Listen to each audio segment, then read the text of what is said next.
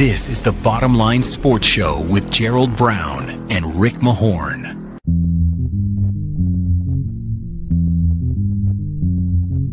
Imagine you trade a Chet Holmgren for a Giannis Antetokounmpo. These guys are athletic as you know what, and you go like, oh my gosh, where's the fundamentals? Where's the pass first mentality?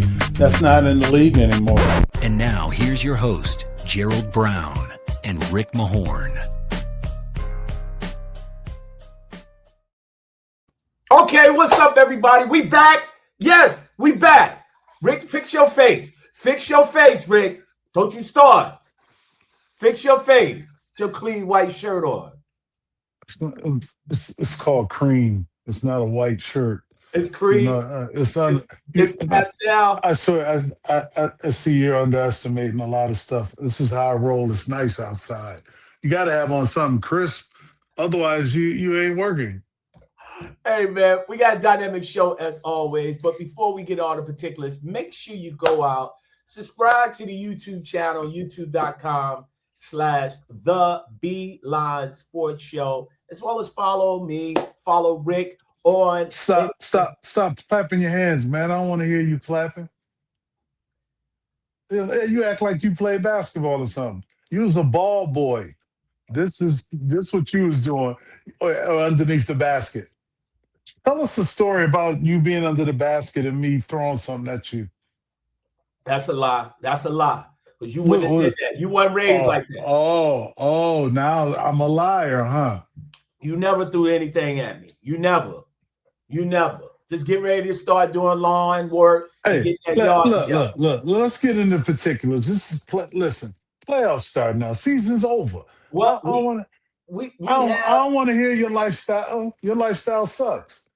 Well, we have our engineer, our editor of the show, as well as he's going to prepare some questions that he has. A little segment we call Justin's Take, where Justin Page will be joining us a little bit later. Let's talk about, obviously, the play-in tournament. You have the game starting out with the Charlotte Hornets taking on the Miami Heat, and then you have the Phoenix Suns taking on the Portland Trailblazers. You know, Rick, you're in a different situation because obviously you're sitting at the top of the Heat with the Detroit Pistons. When you look at these teams obviously fighting in there to get into the playoffs, what are your overall thoughts of these four teams? Well, maybe these three teams, because Miami seems like it's always a sort of a run-of-the-mill for them that every year they're there. It's called Jekyll and Hyde. You don't know what Eric Spoelstra's got in his bag of tricks, or you don't know what player is going to come up and show off their game. Here's the thing: when I look at the matchups, when I look at the Charlotte Hornets and the Miami Heat, that's one that who's going to win that game or who's going to lose that game. I think Charlotte is playing at a higher level because they play with such speed, but their defense is suspect. Miami does the same thing. They, what they're made of is they come with that speed and try to outscore you. So this should be a very interesting game. That's a pick 'em to me when I look at it. But if you don't play defense, you ain't gonna win too many games. I get what you're saying. And the interesting thing is that when you look at some of these teams, right, getting into this space of getting into the play-in tournament, do you ever look at one of these teams, if any of them trying to do what Miami did a few years back when they made it to the NBA Finals? Well, did Miami play in the play-in game to get to the NBA Finals? I think they did, if I'm not mistaken. I'm not mistaken. I mean, I don't know because I don't keep up with those lower base teams a little bit, but I look at it and I'm not disrespecting them. But when it's one and done at one point, and then the losers will play the next round to see if they can make the eighth spot. So you look at it, you still got life, but these are just one game. This is like the NC2A. This is one game, and you could be going home.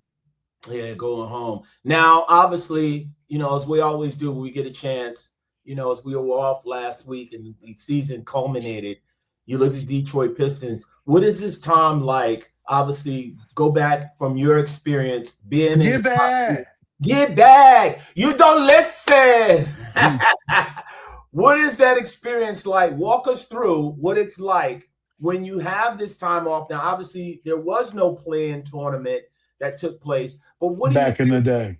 Yeah, back in the day, what do you look at this time? What is the most important thing that is required for the Detroit Pistons as they have a little time off before the actual playoffs start? Well, a lot of times, the players need some rest, but also you have to tweak those things that you're weakest at because you hang your hat on defense.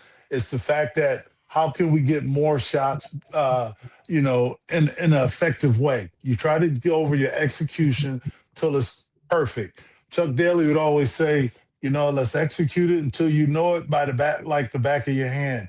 And you also look at your defensive side. You look at you don't worry about what the other team's going to do. You worry about what you're going to do. So if you play the Charlotte Hornets, this team's going to push the ball every time. It's going to be fast paced. But if you're the Pistons, you're going to control it because there's two halves to every game, and some teams will come out fast. But I always say in sports, in basketball, especially in team sports, a lot of times fast horse runs slow in the second half.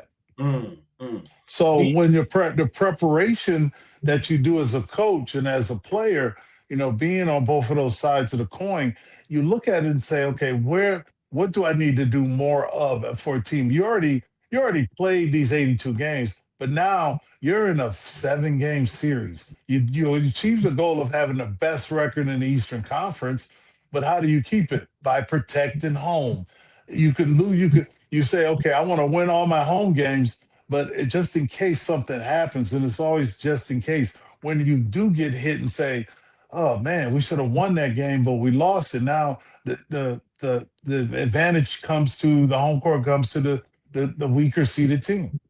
Yeah, and I mean, when you look at these teams like the Hornets, congratulations are in order for them, as well as the Blazers and the Phoenix Suns. And it's not excluding Miami because they've been there before, but these are But what franchise. about Golden State? Well, Golden State as well, right? Golden State Okay, is. yeah. But I wanted to focus on Charlotte, Portland, and Phoenix.